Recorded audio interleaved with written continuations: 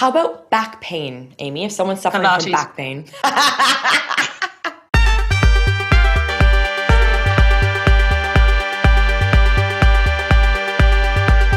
And we are live from Ibiza for an edition of Café Diem with your host, Michelle Reed, still toothless, and my special guest all the way from the Pilates Rebel, Amy Collins.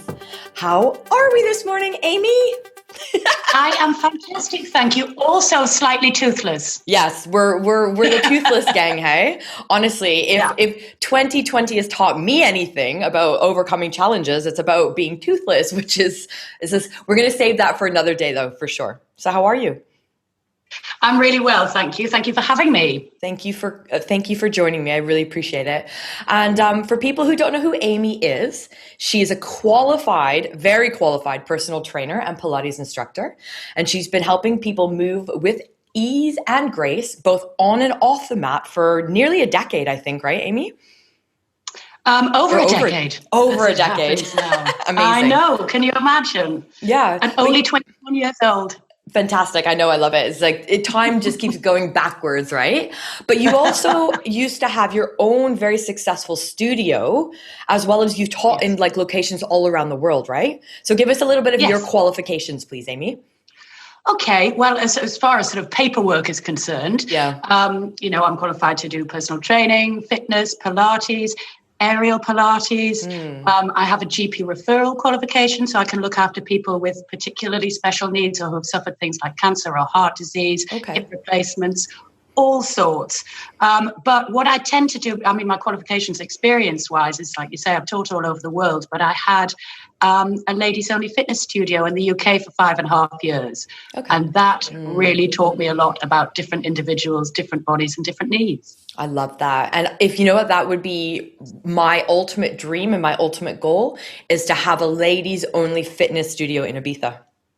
I got most of their husbands one-on-one, but only ladies in the class. Yeah, I like it. Oh, that's so typical, isn't it? So, but on that one though, it's like trying to get women to spend a bit more time on the resistance training and the picking up heavy shit, as I like to say. How has that been? Is that easier in Ibiza, or is it harder, or was it easier in the UK?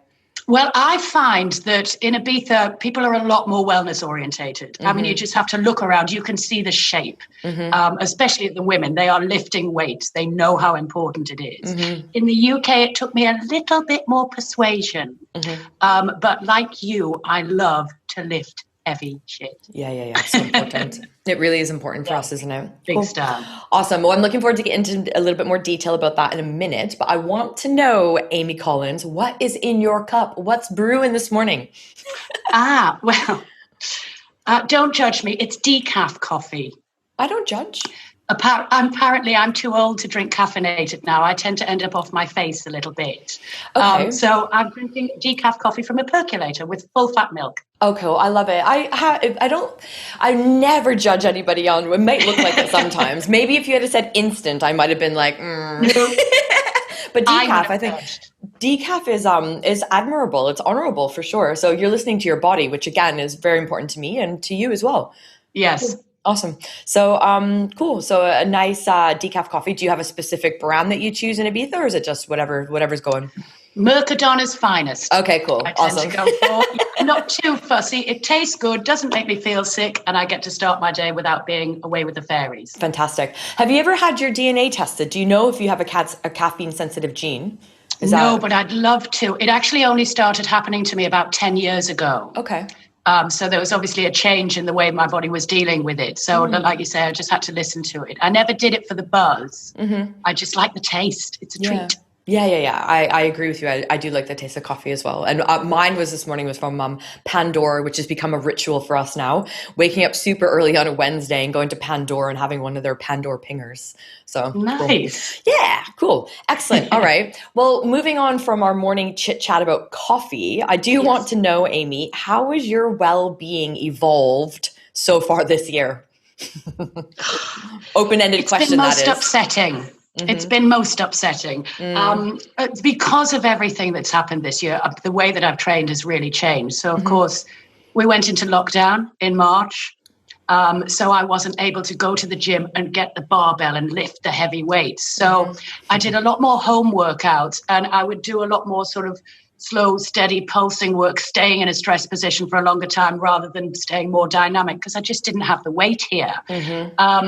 Our dogs are way too small to use as dumbbells as well. So there's that. And I've been doing a lot more Pilates. And of course, I had a little accident a few months ago, which has really forced me to evolve and change the way I do things. In fact, it forced me to sit down and not move.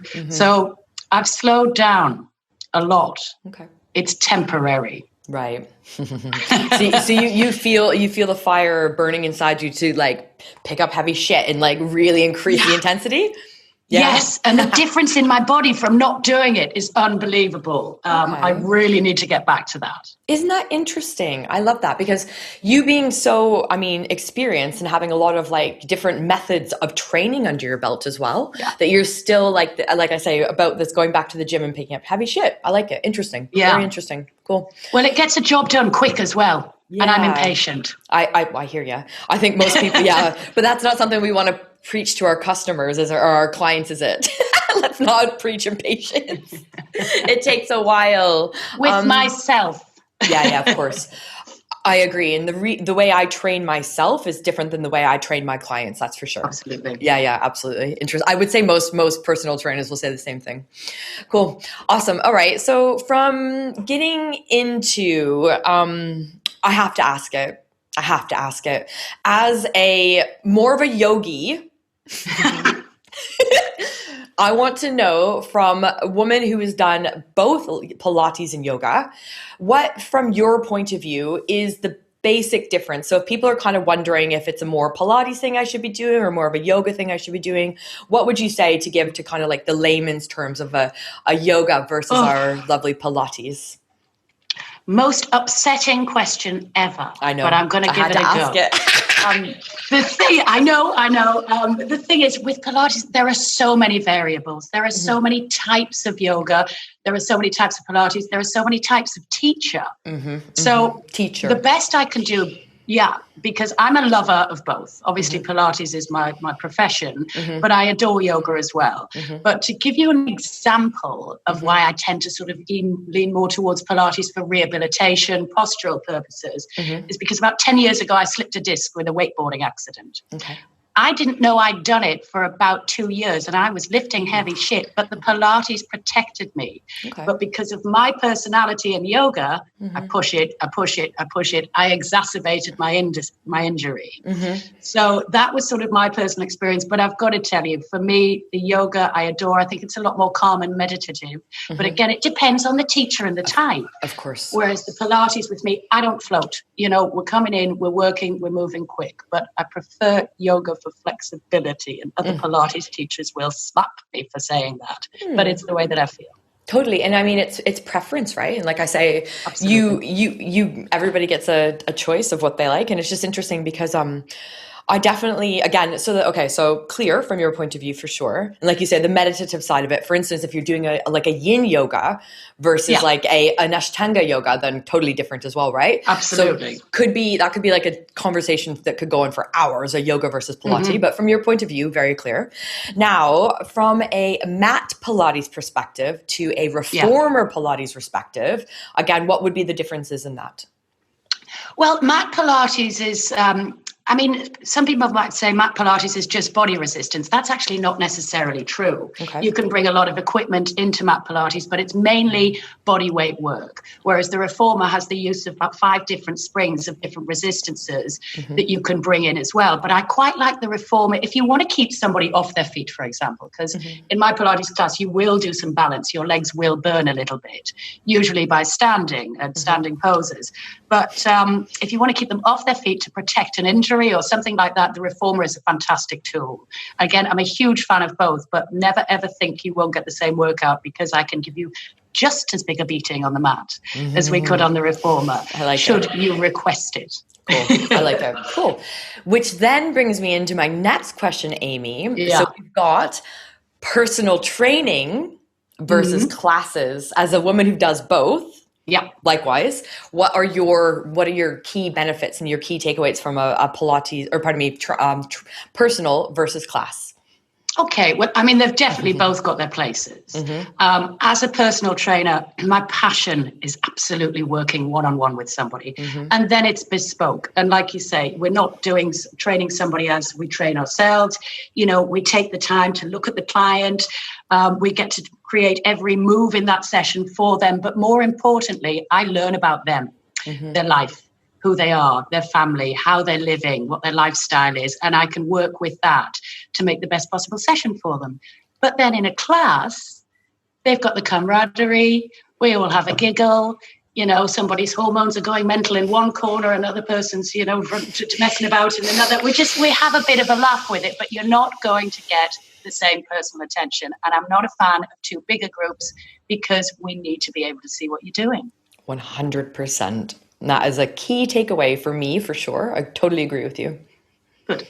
Interesting though, because I recently just started doing what I call Guapa PT, which is just women's personal training. So we do it in a group of up to 6 maximum, because I figure if I can't, after 6, I can't, again, make it personal. So there's definitely, like you say, there's a camaraderie, but there's also a personal element of it as well, which is really important. So I like it. Yes. I like it for sure. Cool. Okay. Which then brings me into functional training, because I know you're a big advocate of functional training, as I am as well. So take us through a little bit about that, Amy, and where your mindset sits within the functional training world. Okay. Well, we, you see lots of people doing your old school moves in the gym. So it could be a bicep curl. It could just be a one-legged squat, or just a leg extension, for example. I've just done that in the background, but you couldn't see it. But we don't live our lives just in one plane. You know, we don't just go forwards. We don't go sideways. We twist. We move. I say functionally, I might be bending down to get something out of the cupboard and then have to reach around something behind me. So when I see somebody in the gym, sort of a trainer, just giving somebody just these kind of particular moves to do that'll only work through one range of motion and not using free weights, to me, they're setting them up for injury. You know, we need to get to all of those smaller stabilizer muscles that keep us nice and safe, so that we can make the bigger ones work more efficiently and effectively. And ain't nobody just living their life forwards and backwards and side to side. You know, we're busy looking behind us. Certainly this year anyway. Yeah, definitely. We're making sure that 2020 is like well gone behind us, for sure. Yeah. I must just say, I wanted to just bring up one of my clients and a friend of mine as well. She twinged her back while she was painting her toenails. So that just goes to show you that, like, even that sort of, like, you know, so yeah, it's just quite funny. So, or I shouldn't laugh, but I shouldn't laugh, but I figured she's better now. Yes. Yeah. Well, it wasn't during one of my classes. It wasn't when we were working together. So it was when she was by herself. But it's her birthday today, so happy birthday to her. She'll know who it is. Happy birthday. But yeah, so it's like you say, it's very functional. So again, it's looking more, again, like you say, bigger ranges of motion, full ranges of motion, using multi joints, which is really important as well. And again, being in multi-plane, right? So that functional training side of it. Cool. Okay. I just want to add something to what you've said there, actually, because the Pilates as well, one of the major things is lengthening. So when you're leaning forward to paint your toenails, one of the first things you're going to do is push on a disc. If we had a Pilates mind, we'd go upwards and forwards. So it protects everything. Interesting. Yeah, very interesting. Again, and sometimes a Pilates mind for sure, but also a little bit of a yoga mind as well. Yes. If it's not the ego driving you, right? Like you say, like trying to just bend over. It's like, no, lengthen. Interesting about Pilates and the lengthening. Interesting. Yes. Yeah. Okay, cool. Awesome. Which then brings me on to something that I think is brilliant that I got from you, which is how can you improve how you move, Amy? So if we were to look at like a good, a better, and a best. So if somebody maybe hasn't been really focused on their movement for the last year or so, how in your mind, or could you give a little bit of advice to people who are looking at how to improve? Well, we tend to, our lifestyles, whether it be that we're constantly leaning over, picking up kids, constantly sitting down. Somebody might be hairdressing and get tight down one side of the body. All of these things really, really affect what happens to us, and they give us bad habits. So what we need to do is get sort of in touch with our body again and bring our mind sort of inside during our practice. So we start to move intentionally, mindfully, not just letting things happen that always did. For example, with this daft ankle of mine, my knee from holding the leg up rotated inwards and my foot was rotated outwards. So I had to basically try and teach myself how to walk again to start to put these imbalances back. And that's what we're doing. We're reteaching ourselves how to do life properly, if you like, because it does knack us, for want of a better word. I think that's the technical term as well. It knacks us. And it's important that we unknack ourselves. But so being intentional, being mindful about how we're doing things. And let's be honest, we've got all the time in the world this year to think about what we're doing. And do you find that people are being a little bit more aware or purposeful about their movement? I find it's funny, actually, because when I had the studios, I would sit behind reception and I could see them as soon as they walked through the door.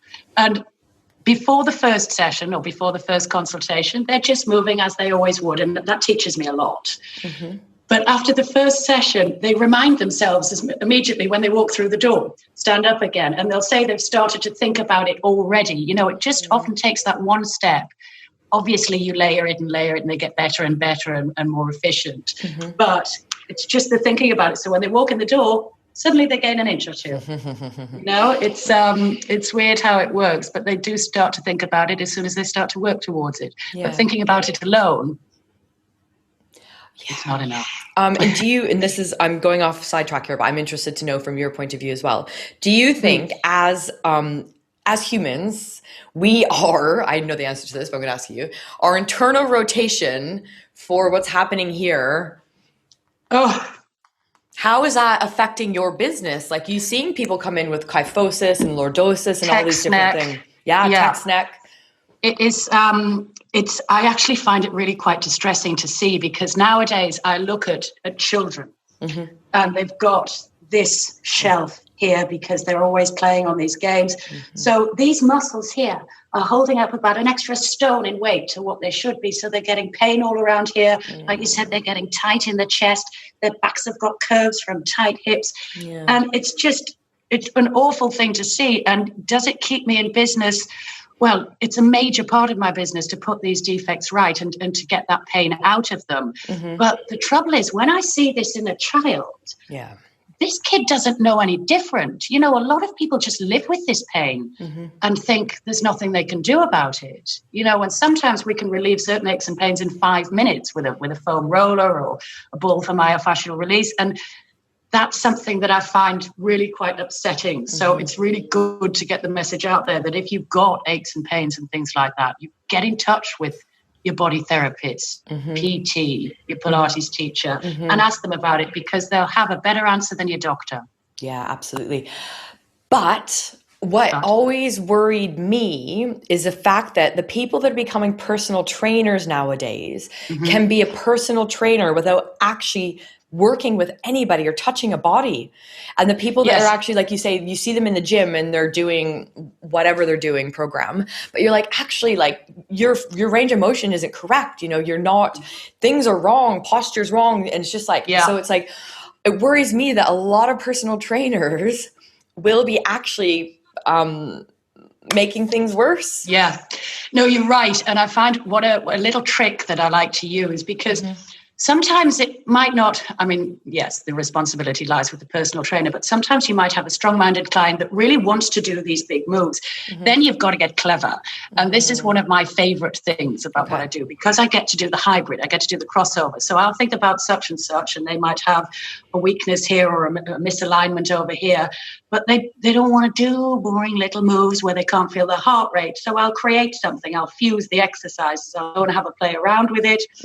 They know no better, they get better, and they still get to, you know, lift their weights or get that HIIT in, or whatever it happens to be that floats their boat, you know? Okay. Yeah, cool. No, I like it. But again, little tricks, but you're, like I say, if we were looking at the good, better, and best, I'm going to put you in the category of best. We know that there's a lot of people that are not, so it's really important that once people decide that they do want to focus on movement and they need some accountability and they need some guidance and some personalization, that they find people that are really qualified and have been working with bodies for like however long, but really take, like you say, the postural thing, the corrective exercises, the mobility, the stability, the things that are a little bit, like a bit boring for people into account, and find that person that's actually going to do that. Because otherwise just go for a run if you want your heart rate up, There's another thing I'd like to say with that as well, because I see this all the time too. And, when you're dealing with people one-on-one, a trainer needs to have a plan. I think people should never be scared to ask, why am I doing this? What am I doing? Because if you walk into a personal training session that you've paid, I don't know, €80 for, and they say, what do you fancy doing today? It's a no. I mean, it's not looking after you properly if they're not planned. And of course, things change on the spot a lot, but you've got to have that base there so you can do the job right. Of course. And again, like you say, it's looking at goals, but there'll be a lot of clients that will come to both of us that have weight loss as a goal, let's say, or fat loss as not fat loss, because it's weight loss, right? They want to lose a muscle density as well. They actually, like you say, they need to be working on their internal rotation of their shoulders, glute activation, things that don't seem to be like as sexy, but because of the fitness industry, it's just so like aesthetics focused that they don't know any different. So it is up to us as great personal trainers, movement specialists, to really get that message across. And that is why I am very pleased that you decided to have a chat with me at the cafe. Cool. Awesome, Amy. So clear, very, very clear. So for the people that will be watching back or watching us live, can you tell me maybe a couple things, maybe 5 pieces of equipment that would be a really good investment, or else that people could have at home that they could start to incorporate if they wanted to start to kind of build a bit of muscle? I mean, this can be as simple or as difficult as you want to make it. So I'm going to go with more of a, I'm going to stay middle of the road. Okay. Perfect. Middle is where I want you to go for sure. Cool. All right. Well, the first thing, dead simple, resistance bands. They're cheap. They're accessible. You can use them for resistance. You can use them for stretching. That's a great thing to have. But you can also, I think, a set of dumbbells is a great thing to have. But again, that, if you can't get out to get them, or it's just not in your budget, it's been a hard year, a couple of tins or bottles of water, you can get creative. Not the wine. It would be awful if you broke the wine bottle. That won't do. But so something like that. If you are able to hook up a suspension trainer, so something like a TRX, but a TRX is a fantastic piece of kit, but you can get much more reasonably priced versions that you can hook up on your door in the house to do suspension training with. So they are brilliant. I also love a foam roller because it can be used for balance exercises and to release the muscles off. But a rolling pin is also quite good, and a tennis ball. So there can be alternatives to pretty much all of these. The last one, I'm going to go with 2. Cool. I want 2. All right. Yeah. Kettlebells are a great thing. So just one kettlebell, you can get your offset work in. But I love a Bosu. Do you love a Bosu? I do love a Bosu. I know what Amy's getting for Christmas.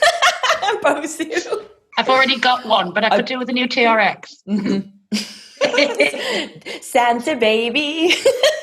I'm asking for bringing me my teeth. I was going to say I'm asking for a front tooth for Christmas. Screw the Bosu or screw the suspension trainer. All right, you first. Oh, heavens. Cool. Okay, awesome. Yeah, so great. So if people are looking to just add a few bits of equipment to their personal life, that's a nice little list. So we'll put that in the description box below, and I'll also put the links to some of the things that Amy suggested as well.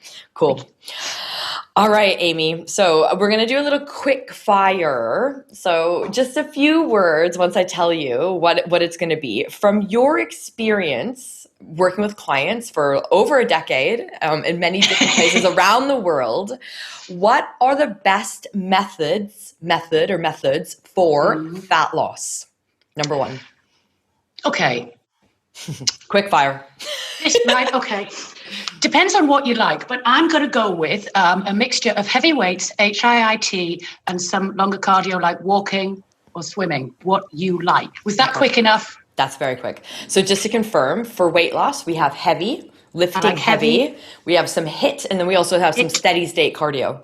I think, for your downtime and just to keep your heart rate up, but nothing too stressful. Okay, cool. Awesome. How about back pain, Amy? If someone's suffering from back pain. Cool. Awesome. Go see Amy if you're suffering with back pain, which most of the population is probably suffering from back pain nowadays. Yes, they are. Yeah. Okay, cool. Okay, so next, what are your favorite methods for building strength? For building strength, it would be, again, a mixture. Okay. So it's going to be the heavy weights, low reps. Mm-hmm. However, you don't go heavy weights, low reps unless you're properly prepared with something like Pilates, or if you prefer yoga, but Pilates is fantastic to prevent injury and help you lift heavier. Okay, cool. Awesome. How about injury prevention? Pilates. Okay, cool. Awesome. Yeah, I hate to sound like a parrot, but it's the truth. Pilates is fantastic for injury prevention. Cool. Awesome. And for rehabilitation. Cool. What about flexibility? I'm going to say yoga. Okay, cool. Awesome. I think it's better for it. Okay, good. And lastly, what about stress management or some me time? Well, that is got to be relevant to the individual. So if you love to run, go for a run. Me, I'd rather eat my eyeball. Okay, so for me, it would be something like swimming, a nice hike somewhere in beauty, or just being allowed to lose myself on the mat while somebody else teaches me yoga or Pilates. Cool. Okay. That was not as succinct, was it? No, I like it. Good. As long as you don't eat your eyeball. Probably won't. Cool. Awesome. Amy, thank you. Thank you so much. I've got one final question for you before we wrap up for episode 31 of Café Diem. And from a perspective of a health and fitness expert living in Ibiza, tell us about a challenge that you've overcome in 2020. I jumped out of a tree and broke my ankle. So shortly after quarantine, when I was chomping at the bit to get working again, I was busy in a tree. It's not a rarity to be. I am only 41, so I can often be found up them. And I jumped out, tore the ligaments, and bust my ankle. So basically, what it did and taught me was to sit still. Mm-hmm. And to ask for help, gritting my teeth. But it also forces you to sit with yourself. So it forced me to get involved in some self-care. I learned a lot more about meditation, about breath work. It's introduced me to some amazing practitioners on the island that have been very helpful, because you realize when you stop and you can't move, you're stuck with yourself. There's nothing to distract you. Mm-hmm. So if there's anything knocking around in there you want to deal with, you're forced. Mm-hmm. So it was vile and an amazing gift at the same time. Okay, cool. But I'm bored of it now. I can imagine. But you've started getting back into it, I believe. Yeah. Yeah, you have, haven't you? Yeah, it's made all the difference in the world to my mental health. I can't even begin to tell you. I mean, I preach this stuff all of the time, but it's very rare I actually am forced to stop. Mm-hmm. And that's interesting. That's a great point that we're going to end on, is the mental health benefits from movement are exponential. So for anybody who might be suffering with, what's going on in the world, the shitstorm, the proverbial shitstorm that continues to go on in this world, even just getting out for a walk, like you say, in nature, will have monumental benefits to your mental health.